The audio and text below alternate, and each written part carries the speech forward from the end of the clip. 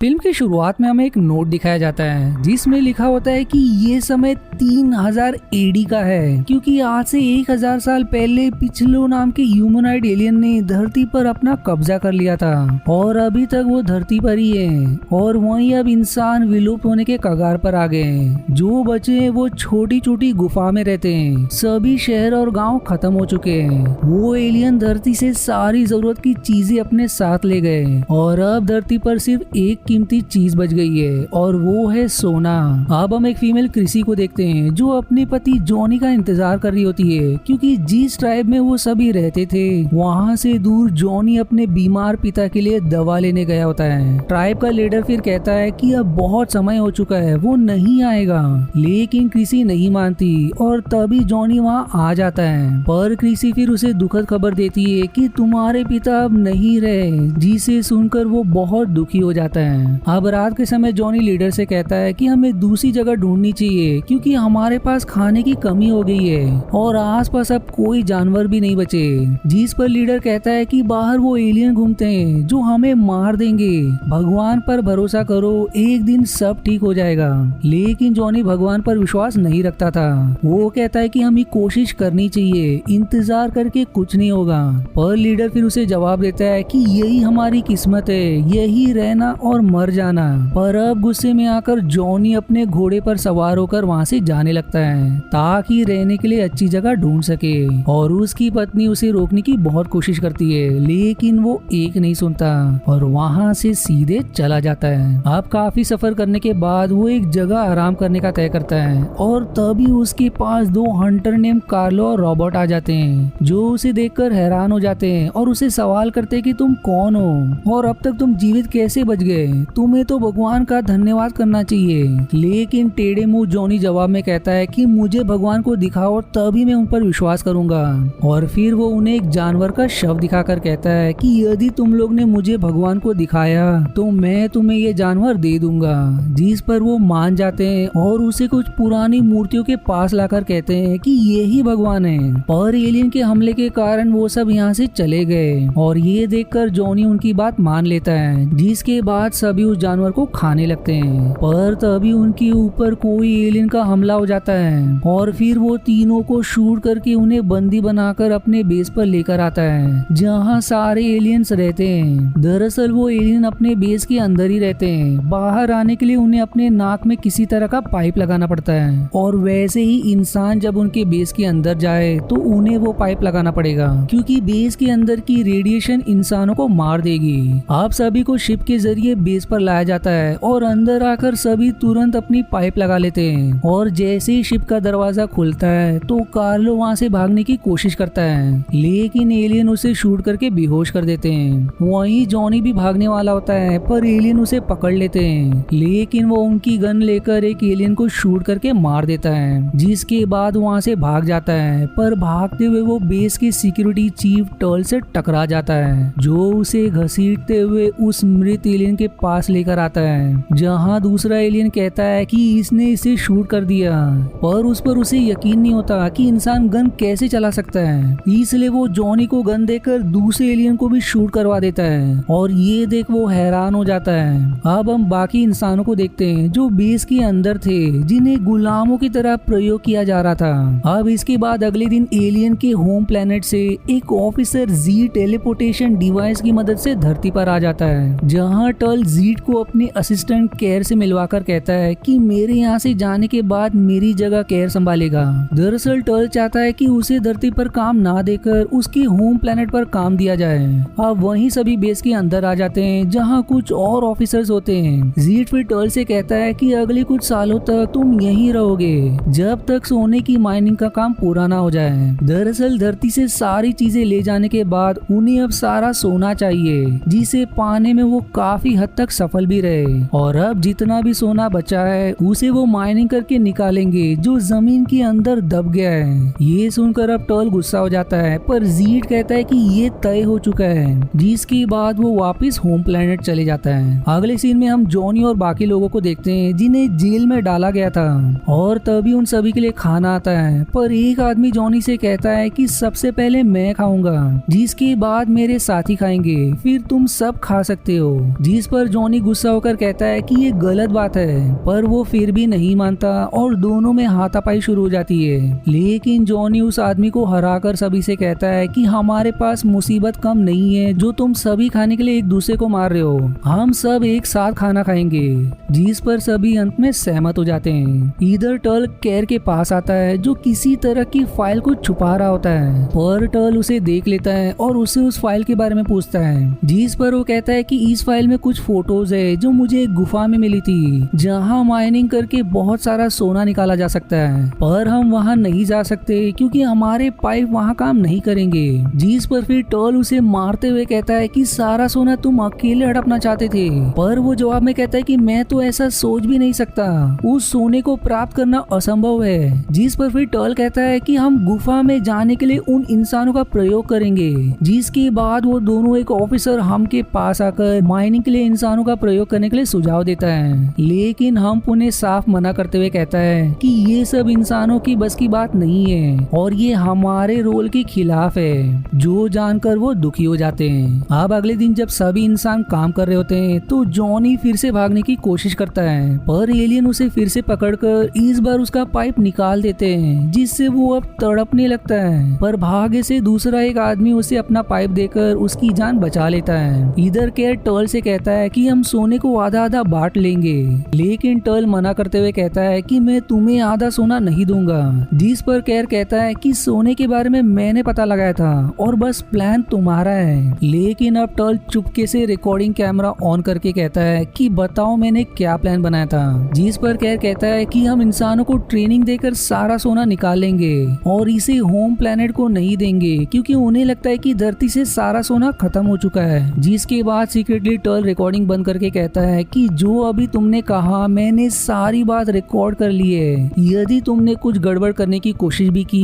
तो मैं इस रिकॉर्डिंग को होम प्लेनेट भेज दूंगा। जो देखकर कैर अब एकदम घबरा जाता है। अब वहीं जॉनी फिर से बाहर भागने की कोशिश करता है, लेकिन मेन गेट बंद होने के कारण वो बाहर नहीं जा पाता और तभी वहाँ टर्ल और कैर आ जाते हैं। टर्ल अब कैर से कहता है कि कुछ लोगों पर कैमरा लगाकर यहाँ से बाहर भेजो ताकि हमें मालूम पड़ सके कि इंसान किस चीजों को खाने में ज्यादा पसंद करते हैं, हम फिर उसी का लालच देकर इनसे अपना काम करवाएंगे। इसलिए अब जॉनी के साथ कुछ लोगों को बेस से बाहर छोड़ दिया जाता है। उन्हें लगता है कि वो आजाद हो गए और वो वहाँ से भागते हुए वो सभी एक जगह रुकते हैं और भूखे होने के कारण वो एक चूहे को कच्चा निगल लेते हैं। पर तभी जॉनी को कैमरा के बारे में पता चल जाता है और फिर वो अपना और बाकियों का कैमरा निकालकर तोड़ देता है, जिसकी खबर टर्ल को लग जाती है और अब वो एक शिप को भेजकर उन्हें पकड़ने को कहता है। सभी अब उस शिप से बचने की कोशिश करते हैं, लेकिन दुर्भाग्य से वो सभी पकड़े जाते हैं और फिर उन्हें टर्ल के ऑफिस में लाया जाता है, जहाँ टर्ल जॉनी को एक सीट पर बिठाकर किसी डिवाइस की मदद से उसकी आंखों में अपना सारा डेटा डाल देता है ताकि वो एलियन की भाषा उनका ज्ञान सब सीख ले, जिससे वो आसानी से माइनिंग का काम कर सकेंगे। और कुछ डेटा देने के बाद वो वहाँ से चले जाता है। अब जेल में जॉनी सभी को जो उसने सीखा वो सिखा रहा होता है। वो अब सभी से कहता है कि जल्दी हम उनके ही ज्ञान से उन्हें बर्बाद कर देंगे। अब अगले दिन गांव में कई दिनों से जॉनी की वापस ना आने पर क्रिस्पी उसे ढूंढने के लिए अकेले ट्राइब से बाहर चली जाती है। वही टर्ल फिर से अपना ज्ञान जॉनी में डालकर उससे सवाल करता है कि तुमने अभी तक कुछ सीखा या नहीं, जिस पर अब जॉनी उसे उनकी ही भाषा में जवाब देता है, जिसे सुनकर टर्ल खुश हो जाता है। जॉनी अब कहता है कि मैं तुम्हारा काम कर दूंगा, पर बदले में तुम हमारे एक भी आदमी को नहीं मारोगे, जिस बात पर वो मान जाता है। अब अगले दिन टर्ल जॉनी और कुछ लोगों को जो माइनिंग का काम करेंगे उन्हें एक जगह लाकर उन्हें चेतावनी देता है कि यदि तुमने भागने की कोशिश की तो मैं सभी को मार दूंगा। पर तभी उस पर किसी ट्राइब के लोग हमला कर देते हैं, लेकिन जॉनी सभी को रोकते हुए कहता है कि अगर हमने इसे मार दिया तो जो इंसान बेस पर है एलियंस उन सभी को मार देंगे, इसलिए हमें सही समय का इंतजार करना होगा। और तभी कैर क्रिस्पी को लेकर आता है, जिसके गले में एक डिवाइस लगा था जो रिमोट के बटन दबाने पर उसमें धमाका होगा। टर्ल अब उसे धमकाते हुए कहता है कि यदि तुमने कोई भी गद्दारी करने की कोशिश की तो मैं इसे मार दूंगा।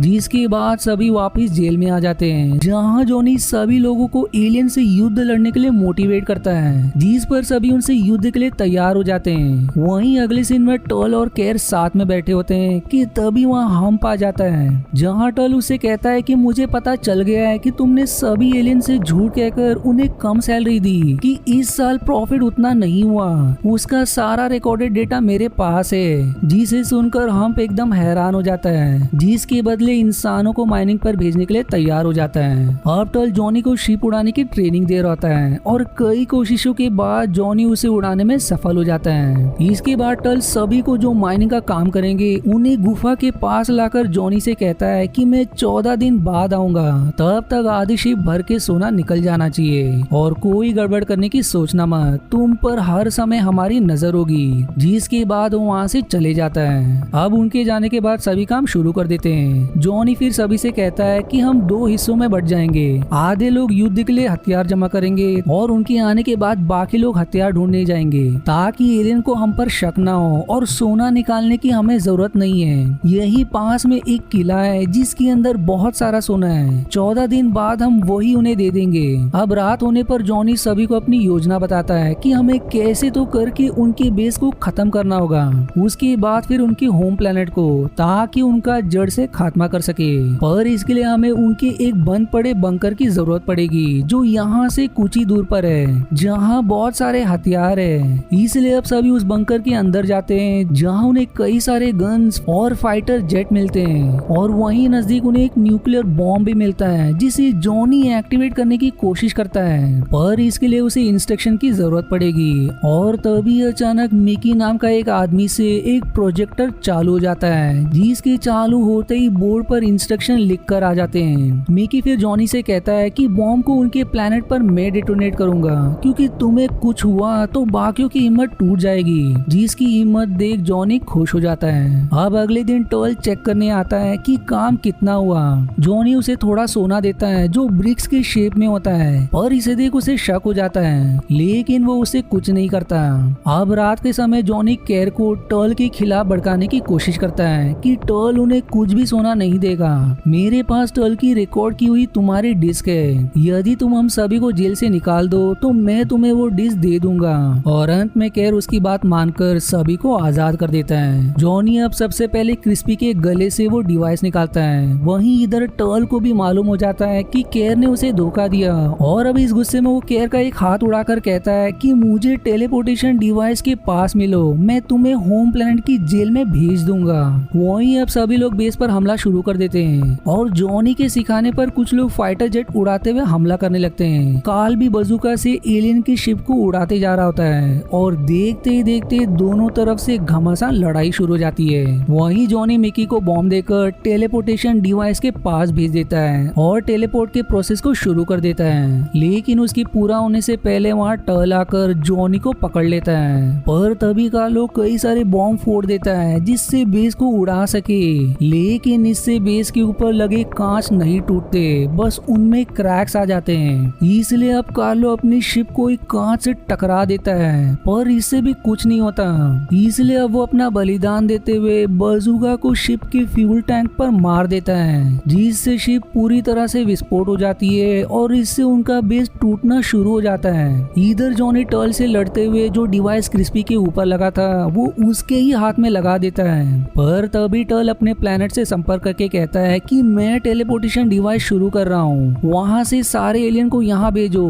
और टर्ल जॉनी को धमकाते हुए कहता है कि मैं क्रिस्पी को मार दूंगा, और जैसे ही वो बटन दबाता है उसका ही हाथ उसके शरीर से अलग हो जाता है और अब तक टेलीपोर्टेशन डिवाइस भी चालू हो जाता है। जिसके बाद मिकी भी टेलीपोर्ट होकर उनके प्लेनेट पर चले जाता है और वो भी अपना बलिदान देते हुए न्यूक्लियर बॉम्ब को डिटोनेट कर देता है, जिससे उनका सारा सिस्टम विस्फोट हो जाता है और ऐसा होते ही उनका पूरा प्लेनेट भी बर्बाद हो जाता है। अब इधर भी बेस के बर्बाद होने के कारण सारे एलियन मारे जाते हैं और जो भी इंसान बचे थे वो सभी धरती से उन एलियन का सफाया करके बहुत खुश थे।